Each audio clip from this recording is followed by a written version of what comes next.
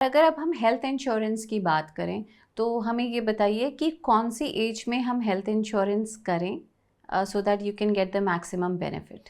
सो health insurance में premium one lock नहीं होता। प्रीमियम बढ़ेगा जैसे आपकी एज बढ़ेगी। कुछ कंपनियां हर साल बढ़ाती हैं 3 to 5%, कुछ कंपनियां हर 5 साल के बाद बढ़ाएंगी। तो 5 साल के बाद 20-25% आप देखेंगे आपका प्रीमियम जंप हो गया, जो नियरली 5 के मल्टीपल्स पे अगर आप लेके चलो अपनी एज को। सो ये कब लेना चाहिए? अगेन कोई भी चीज़ बता के नहीं आएगी। कोई भी प्रॉब्लम आपकी लाइफ में आती है, आप बीमार पड़ते हो, एक्सीडेंट होता है, बता के नहीं आता। I think as soon as you start earning you should go and buy a health insurance on your self and for your family as well. एक एडवांटेज ये भी है ना कि जब आप यंग एज में हेल्थ इंश्योरेंस लेते हैं तब प्रीमियम कम होता प्रीमियम है। कम होता है। सो इवेंचुअली जब over the period of years वो प्रीमियम बढ़ेगा भी तो आपको उतनी चोट नहीं पहुंचेगी बनस्पत उस शख्स के जो 60 साल या 50 साल में हेल्थ इंश्योरेंस ले रहा लो, है। जब ऑलरेडी छोटे मोटे हेल्थ एलिमेंट्स होते हैं और you're at an advance age. I won't say advance age but you're at an age which is ahead of if you were 25. Yes. So insurance चाहे लाइफ इंश्योरेंस है चाहे हेल्थ इंश्योरेंस है, आप जितनी जल्दी ले लोगे प्रीमियम उतना सस्ता होगा। अच्छा, एक चीज़ और ये है कि कितना अमाउंट होना चाहिए आपकी इनकम का जो आप हेल्थ इंश्योरेंस में डाल सकते हैं। यहाँ पे मैं बोलूँगा कि इसका कोई कैलकुलेशन नहीं है कि आपका कितना होना चाहिए। आपको ये देखना है कि आपको कवर कितना चाहिए, राइट। वन, आप जब बीमार होंगे तो आप छोटे हॉस्पिटल में ट्रीटमेंट कराने के लिए रेडी हैं या आपको मैक्स और मेदांता में जाना है, right. If you go to a small hospitals your room cost would be 5,000, 6,000, 7,000।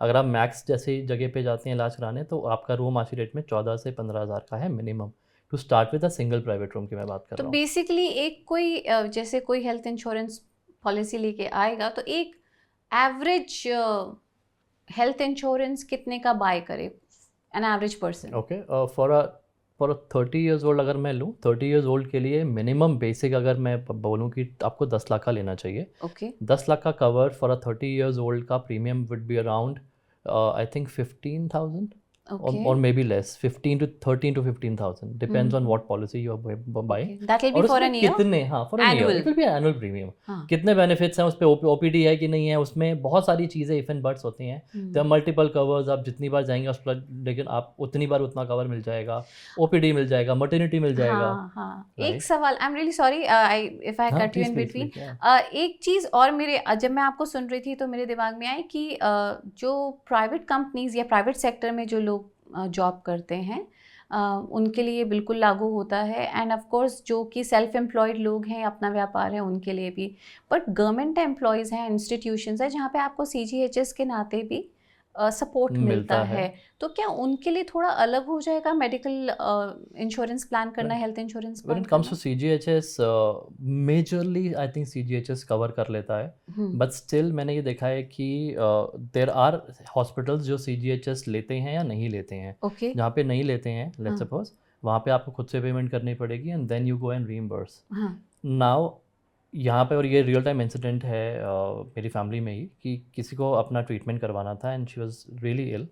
तो उनको जिस डॉक्टर को प्रेस्क्राइब किया गया वो CGH वो उस हॉस्पिटल में नहीं था जो CGHS को करते हैं।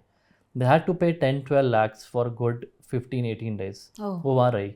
तो इतना बड़ा अमाउंट हर किसी के लिए निकालना ईजी नहीं होता। राइट। अपने talk about any average middle class family और a lower middle class.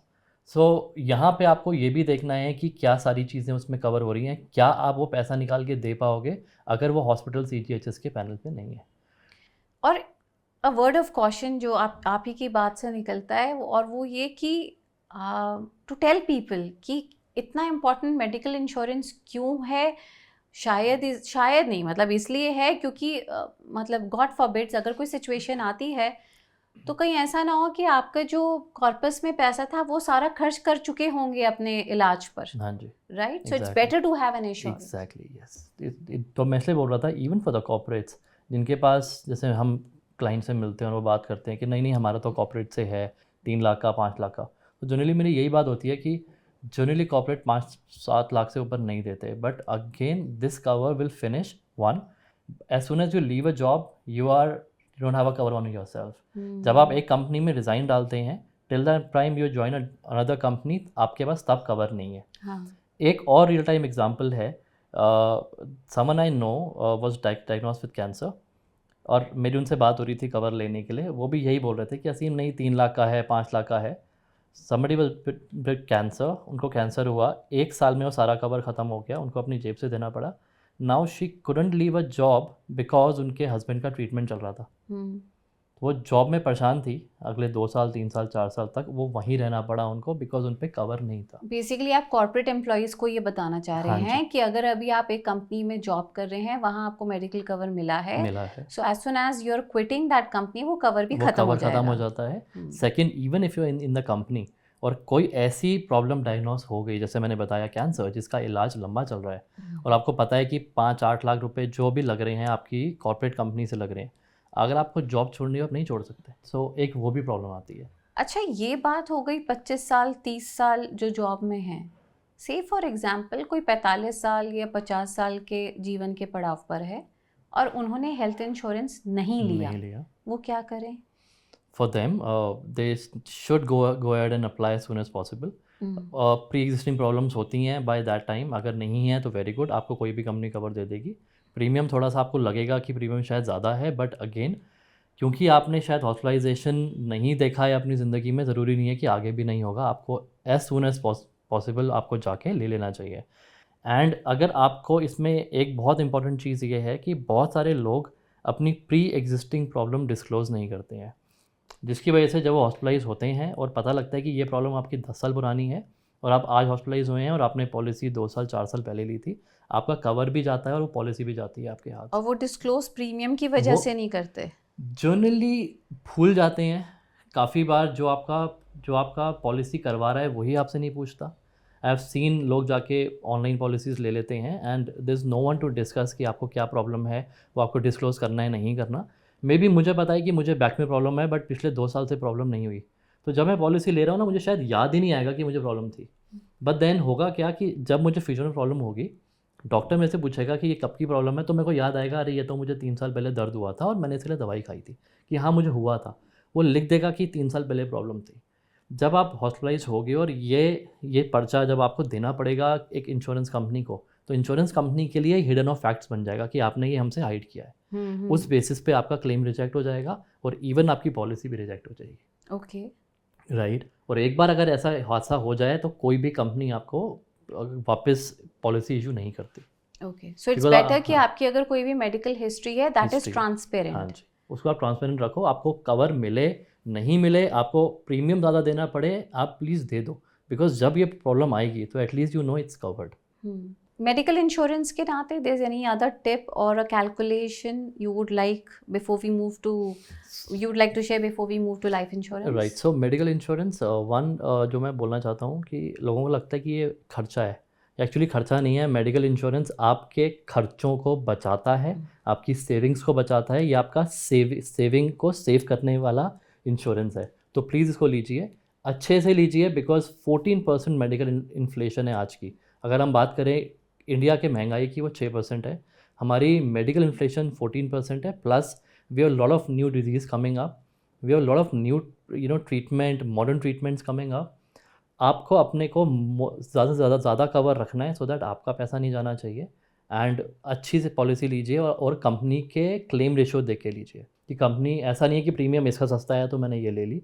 Please look at the claim ratio. और मैं अभी भी एडवाइस करूँगा कि किसी से एडवाइस लेके करिए जो इस काम में या हेल्थ इंश्योरेंस में बहुत सालों से है। क्लेम रेशियो का एग्जांपल दीजिए। क्लेम रेशियो का there are companies, let's suppose कुछ कंपनियां, जैसे हमने अभी बात करी प्री एग्जिस्टिंग, कुछ कंपनियां जब आप उनको बताओगे कि आपको बीपी है या शुगर है या कोई और प्रॉब्लम है, हो सकता है कि 2 कंपनी आपको ना दे, 4 कंपनी आपको दे दें। राइट। बहुत बार ऐसा होता है कि जो 4 कंपनियां दे रही हैं वो अपने को अभी मार्केट में नहीं आई हैं, दे आर न्यू कंपनीज आती रहती हैं हर साल। वो सिर्फ अपना अभी क्लाइंट बेस बना रही हैं, तो आपसे प्रीमियम ले लेंगी कम में, बट देन जब क्लेम आएगा तो हो सकता है आपको क्लेम में प्रॉब्लम आए, होता है आपको क्लेम में पूरा अमाउंट ना दे, तो आपको वो भी देख के लेना है। यू नीड टू सी कि हर कंपनीज के अपने क्लेम रेशियो होते हैं, और गूगल पे आप जाके मिलोगे, IRD के वेबसाइट पे आपको मिल जाएगा कि क्या क्या क्लेम रेशियोज़ हैं, कौन सी कंपनी कितनी पुरानी है। और also you can actually consult a financial adviser कि कौन सा लेना चाहिए, because we people deal in these things every single day, तो हमको पता है कि कहाँ पे रिजेक्शंस आती हैं, कहाँ पे क्या प्रॉब्लम होती है। और may be a company which has a sound background. Yes. Old company हो, बड़ी कंपनी हो, आप अपने नाम आप सुनते रहते हो उसका नाम, then you should go ahead with that. और फैमिली में अगर 4 मेंबर्स हैं, बच्चे हैं 2 and there is a couple और बुजुर्ग हैं, तो क्या सब मेडिकली कवर्ड होने चाहिए? All the members in the family all should be medically all covered? All member should be covered. बच्चे, बूढ़े सब? हाँ जी, बट वो एक पॉलिसी में नहीं होंगे। हम्म, अगर आपकी ओल्ड पेरेंट्स हैं, उनकी पॉलिसी अलग होती है, आपकी पॉलिसी अलग होती है। बच्चे जहाँ पे 18 साल से ऊपर की हो जाती हैं, तो उनको भी पॉलिसी से अलग करके एक नई पॉलिसी दी जाती है। हम्म, सो कवर्ड सब होने चाहिए, but they should be a different policies when it comes to parents. As in, अगर मेरे पेरेंट्स हैं, उनकी अलग पॉलिसी है, मेरी अपनी पॉलिसी है। और जब तक 18 साल के नहीं होंगे मेरे साथ रहेंगे, जब बच्चे 18 साल के हो जाएंगे तो उनको एक अलग पॉलिसी में मुझे प्लान देना होगा।